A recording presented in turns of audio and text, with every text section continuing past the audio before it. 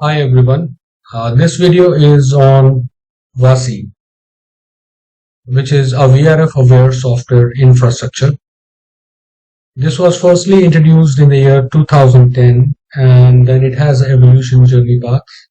Till 2016 somewhere it was evolving and has gained the popularity in around 2017 and 18. And this is a Cisco proprietary solution. I call it a solution? Because it collabs many technologies like routing, ACL, firewall, netting. You may include all this technology and Vasi is all capable of it, and that is the reason I termed it as a solution. Now when we talk about Vasi, there is a curiosity to understand why we need this infrastructure mode of interface.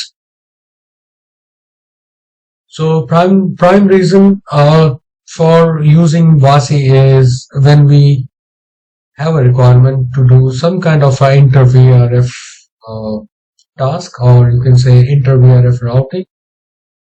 And that is the point where this becomes very helpful.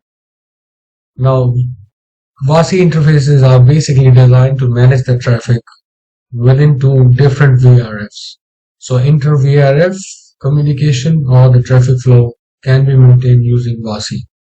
So assume that there is a VRF A and then there is a VRF B, and you want to have some traffic communicate to each other, and at the same time you want to perform certain actions on that traffic, like you want to perform the NATI, you want to perform the ACL filtrations on it, or maybe there is an IPsec which you want to build on Vasi.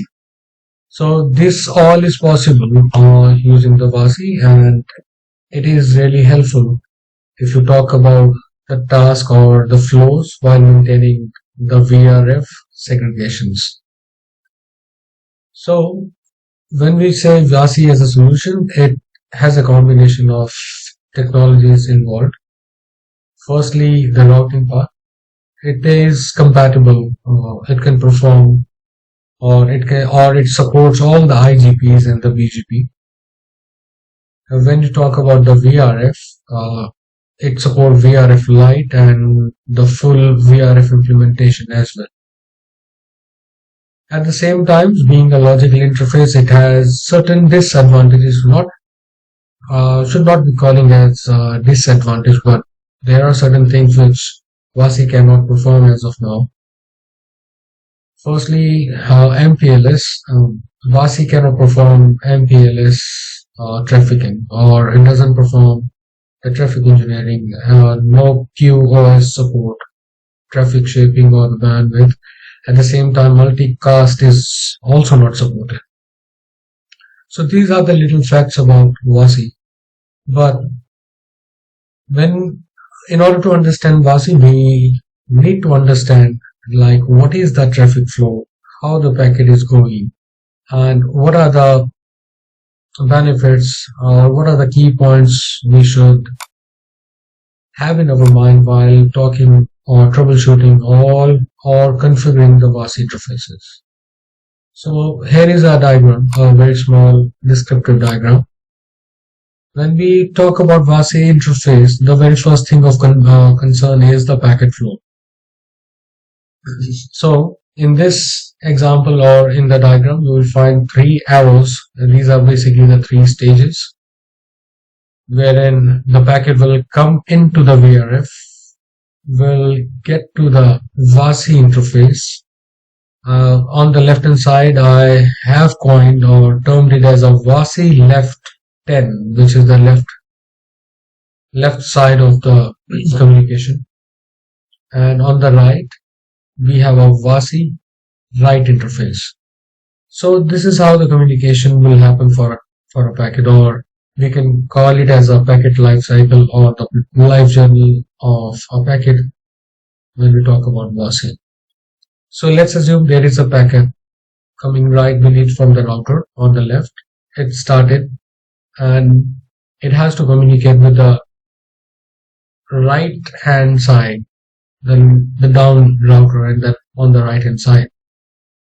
So the packet will start basically from the router. It will get to the interface where we have the VRF defined.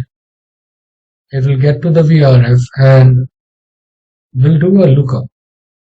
There will be a VRF and the global route, the VRF routing table.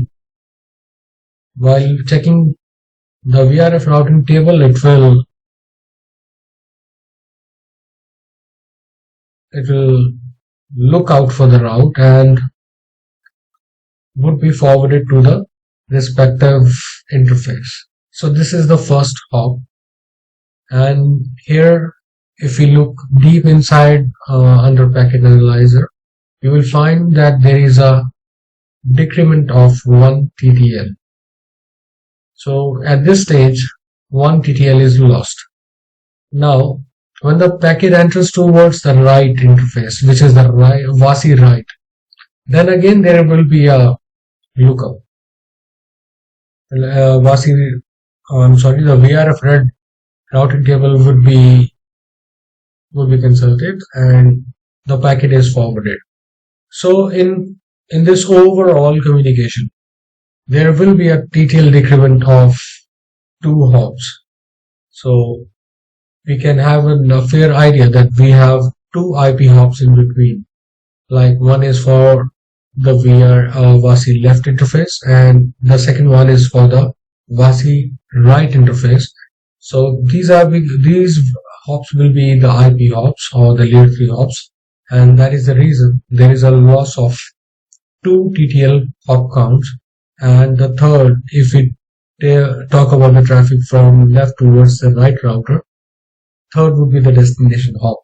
So only 2 hops are lost. Theory about the Vasi. And in our next video, we will try to understand and do the practical lab demonstration on how the Vasi is configured on the routers. And also we will try to perform some kind of a static or the dynamic map.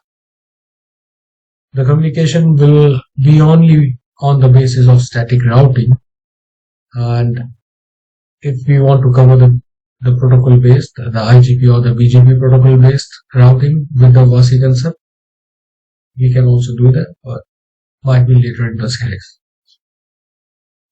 Thank you.